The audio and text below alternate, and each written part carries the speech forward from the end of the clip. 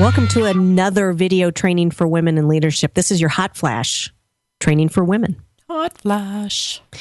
We're talking about something this month that is a common, I think, say it's right up there with world peace, and it's communications. Carol, you and I have done a lot with communications, and our favorite way of presenting is to give women small, actionable pieces of something that they can do immediately. Absolutely, and that's what we're here about. And today we're going to be talking about brave communications. We're putting it in the format of brave in that sometimes you have to jump in there and be just a little bit more assertive with your communication in order to make it work for you. The two techniques in this training that we're going to share with you are powerful questions. We'll give you some examples that work well with specific situations, as well as the self-confidence that goes on in your message. Nice. I love powerful questions. I know, and having a few in your hip pocket is always a great thing. So we'll use those more immediately. Those can come right to mind, powerful questions, especially if you have one or two that are your go-tos. We'll talk more about that. And then your head game, how you can remain positive and composed. Those of you that know us know that we have tiny trainings with big results. This is one of those tiny trainings. As I say, we do this all the time. Let's talk first about powerful questions. Carol, you know how a lot of people say you should have something in your kit bag? Your toolkit? Yeah, your toolkit. We call it a cosmetic kit or a cosmetic bag. I like it. I like it. These are some of the questions. I know you're never in this situation, but when you're tempted to retort. Oh, sure. I'm never in that situation. Oh, I was in one yesterday and I held my tongue. I just knew that if I was going to say something, it was going to be damaging. This is my go-to line. That's interesting. Why would you say that? Oh, that puts it in their lap, doesn't it? Don't you think in a good way? Yeah. So why would you say that? And what an innocent way to say, never mind, I won't say it. Where are you coming from? Yeah. In the situation that I had recently, it was somebody that was attacking me, and she was very defensive. And I used this, and it got her to just slow down a little bit. May not have solved the problem, but it got her to slow down. So that's the first question we think is great to have in your hip pocket. That's interesting. Why would you say that? Good. I like it. I like it. Okay, keep going. What about when you want the other person to know that you care or you're listening well? This is a standard question when the relationship can be built more strongly. What is important to you? What's most important to you? That's nice. And every once in a while I think people, as you're going through, oh, these things are all important. Well, which one of these is most important to you? Mm-hmm. Nice. I like that. If you're building a long-term relationship like with a customer or with an employee or with a boss, this is a great question for a boss. Good. Isn't that a great... Oh, don't let my employees know that, my staff. What's most important to you? It's like, I don't know. I liked it all. What about when the conversation may be provoking emotions? Oh, that's when I just clam up because I'm afraid I'm going to cry. Well, this is the value of a question, is it takes it off of your plate and it puts it in more of a conversational piece. What comes up for you when we talk about this issue? Now, you got to be ready for the answer, don't you? Yeah, and maybe some tears. I don't know. Maybe. Yeah. Maybe there's no shame in tears. No. None. So those are the first three. Here's three others that I think are typical scenarios that we end up being in. What about when conflict is imminent? You're ready to attack. You're ready to shut someone up. You're ready to say something that you're going to regret. Mm-hmm. Fall back to... what is it that we know we agree on? Or what would you say we agree on? Boy, that's nice. You find Start the positive. With something positive. Sure. You know that it may go the other direction, but at least you're starting from the positive. That's great. Mm-hmm. And then there are lots of times when another person is not engaging to the degree that you might need them to. Mm-hmm. And so this question is perfect for that. How do you see the problem? Or how do you see the problem? Or how? How might you see this problem? If you were to talk, what would you say? Here's another question for that same scenario. What else can we do to address this issue? Nice.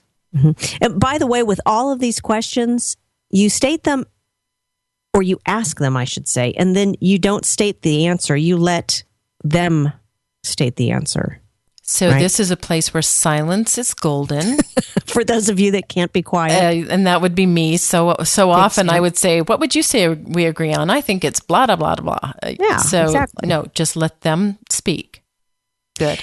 And then I ended on this last one, which was, what about when you want to just turn it around to encourage some sort of a positive tone? Mm-hmm. What might you say? Make it about them. Ask them what they need in order to be their best. Nice. And adapt for the situation. Sure. So all great questions that can get you some time, buy you a little bit of time, get the other person involved, make it more of a dialogue than a monologue.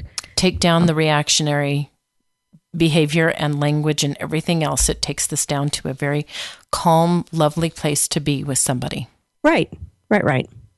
So that's the first piece of the training and communication. The second piece is one that we women are often raising their hand and saying, help. Self-confidence in your message. What's going on in your head? Not that, your head is needing realignment, but in a lot of cases it really is, right? Mm-hmm. So in the world of self-confidence, the message that you send should have self-confidence communicated in it. The way that you state something may be the tell-all to others. It tells others how much you believe it. Mm. So it's the tell-all to others. If you say it with a bit of conditional or a little bit of a question on the end, like I'm not sure, or a little floppy, what's that say to others about it? You don't believe it yourself. Right. We've used this quote before from our friend Olivia Fox-Cabane in The Charisma Myth. Yes. Why don't you read that? The confidence head game, assuming a strong, confidential physical posture, will make you feel more confident and more powerful. As you feel more powerful, your body language adapts accordingly. This, in turn, gives you yet another biochemical boost, and the cycle builds upon itself. All you have to do is get the cycle going, and if you keep practicing, confident body language will become second nature. So it has a lot to do with body language as much as what you're saying. Your communication has to do with body language. Mm-hmm. So what you say is important, but also the way you're presenting yourself is important. When we feel ourselves being confident, when we feel like we're sitting up straight, or we feel like we're assertive, or we're leaning into something almost physically, not just literally, but figuratively as well, it sends that message to us that we're in it. We're in that head game and we're feeling more confident. Your mind responds to your body being that way, and then it builds upon itself in a positive way. By the way, it can go the other direction too. Yes. Oh, if you're feeling like quickly, things are going downhill fast. Yeah. But you can manage that, and that's why we have you listen to your self-talk, identifying what you say and how you say it. What you say and how you say it. Now, what goes on with that? Well, your self-talk message. How many of you, by show of hands out in the audience, how many of you talk to yourself? When you are talking to yourself and the message is confident, like, I can do this, I can handle this, or sometimes I just say to myself, brave or courageous, or I can push through this. You know what I say? I'm smarter than everybody else in this room. Mm-hmm. Yep. Or your stuff. I mean, you're there for I know more reason. about this than anybody else, so therefore I'm confident about it. And if they're on the defense, or they're even on the offense, or they're just not playing straight up with you and you're feeling like it's a conversation that's going south, a confident message might be, well, I have them at up in arms because they know that I know my stuff. They know that I'm confident. They know that I'm good. That's a sort of confident self-talk that you want to be listening to and generating, and you can control that. So if you hear yourself beginning to turn your self-talk into something more questionable, like, uh-oh, or they're going to win this argument, or they don't believe what I'm saying, you may have to jump in and tell yourself, that's not right. I do know what I'm talking about. That's the positive that we're talking.